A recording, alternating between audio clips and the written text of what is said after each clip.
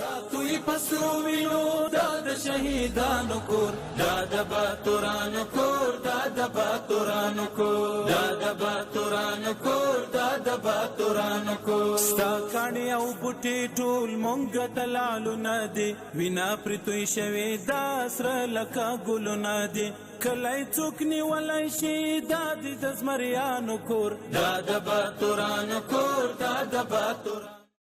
السلام علیکم. د لغمان د ملي ټلویزیون ډیرو درنو قدرمنو لیدونکو ستړي مشئ. نن دوشنبه د 1405 هجری شمسي کال د اسد یازمري 19 نیټه ده. ډیرو درنو قدرمنو لیدونکو تاسو تر دې د افغانستان د ملي ټلویزیون د بیلابل خبرونو لیدونکو وي. اوس هم پام وکړئ د لغمان د ملي ټلویزیون سیمه خبرونه ته خو په سر کې څو مهم خبرونه زه شاکر الله حسن دیم.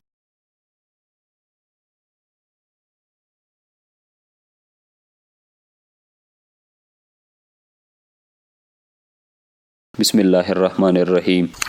د لغمان مرستیال والی د یاد ولایت له مرکزی زندان څخه لیدنه وکړه. د لغمان مرستیال والی حافظ انځرګل عبد الله د دې ولایت له مرکزی زندان څخه لیدنه کړې او د زندانیانو حال له نږدې اخیستی. د ولایت مقام د خبرپاڼې له مخې په دې لیدنه کې د مرستیال والی سربېره د نظامی محکمې رئیس، د استخباراتو رئیس، د امنیه قومندانۍ ادارې مرستیال، د لیوا قومندان، د علماو شورا غړي او د ښاري محکمې رئیس ګډون کړی وو. په خبرپاڼه کې راغلي د یاد لیدنې پر مهال ښاغلي عبد الله ورسره ملپلاوي د لغمان د زندان امریت اداري چارې ارزولي. شته ستونزې د یاد امریت له مرستیالو د بیلابیلو امریتونو له امیرانو اوریدلی او د زندانیانو حال هم له نږدې اخیستی. د خبرپاڼې له مخې مرستیال والی زندانیانو سره په لیدنه کې زندان د اصلاح او امتحان ځای یاد کړی او ویلي دي چې ټول زندانیان باید دلته دین زده کړې وکړي، له دغه ځای خپلو کورونو ته ښه پیغام یوسي، ځانونه د اسلام دایان کړي او د خپلو کړو تېروتنو اصلاح وکړي. مرستیال والی زندانیانو ته زیاته کړي که چیرته نظام مجرمان بندیان نه کړي په ټولنه کې فتنې رامنځته کیږي او نظم خرابېږي. د خبرپاڼې له مخې د زندان امریت ته تللي هیات د زندانیانو ستونزې چې د برېښنا د اوسېدو د ځای او نورو برخو کې درلودي اورېدلي او د حل په موخې ورته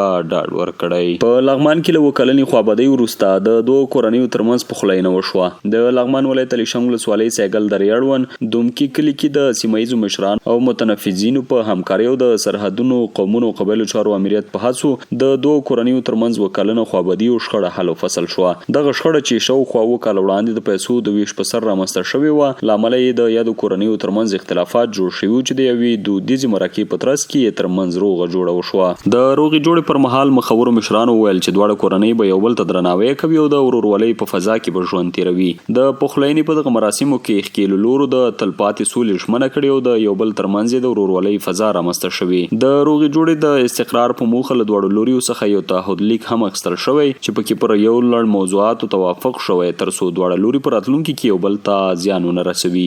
د سیمې اوسیدونکو د سرحدونو قومونو قبایلو چارو له مسؤلینو څخه مننه کړې او دا یې د سیمې د سولې او ثبات لپاره مهم ګام بللی. هممهاله دواړو کورنیو غړو د روغې جوړې هرکلی کړی او خوښي یې څرګنده کړې چې له اوږدې مودې وروسته یې شخړه په دوستي بدله شوې او د دولت شاه ولسوالۍ نوي مرستیال رسمن خپله دنده پیل کړه. د لغمان ولایت د دولت شاه ولسوالۍ نوي مرستیال عبدالمطلب د یوې رسمي ناستې په ترڅ کې د یادې ولسوالۍ مسؤلینو او کارکوونکو ته معرفي او رسمن خپله دنده پیل کړې. د ولایت مقام د خبرپاڼې له مخې په دې ناسته کې د ولایت مقام د کارکوونکو چارو امیر مولوي سید محمد عبیده، د دولت شاه ولسوال عبدالصبور احمد، د ولسوالۍ مسؤلینو، مجاهدینو او یو شمېر نورو کارکوونکو ګډون کړی و. د خبرپاڼې له مخې د ناستې په پیل کې د کارکوونکو چارو امیر مولوي سید محمد عبیده خبرې کړي. نوموړي نوي مرستیال ته د مبارکۍ ویلو ترڅنګ ویلي ګمارونه، بدلون او تبدیل د موثرې حکومتولۍ له مهمو اصولو څخه دي چې د ادارو د پرمختګ، د خدمتونو د چټکتیا او د مسؤلیتونو د ښه ترسره کولو په برخه کې مهم رول لري. نوموړي همداراز پر اطاعت، امانتدارۍ، مسؤلیت پالنې او د ولسونو د خدمت په برخه کې پر ژمنتیا ټینګار کړی. په خبرپاڼه کې راغلي ورپسې د دولت شاه ولسوال حاجي عبدالصبور احمد نوي مرستیال ته ښه راغلاست کړی او ډاډ یې ورکړی چې د ولسوالۍ ټول مسؤلین او کارکوونکي به ورسره بشپړه همکاري کوي.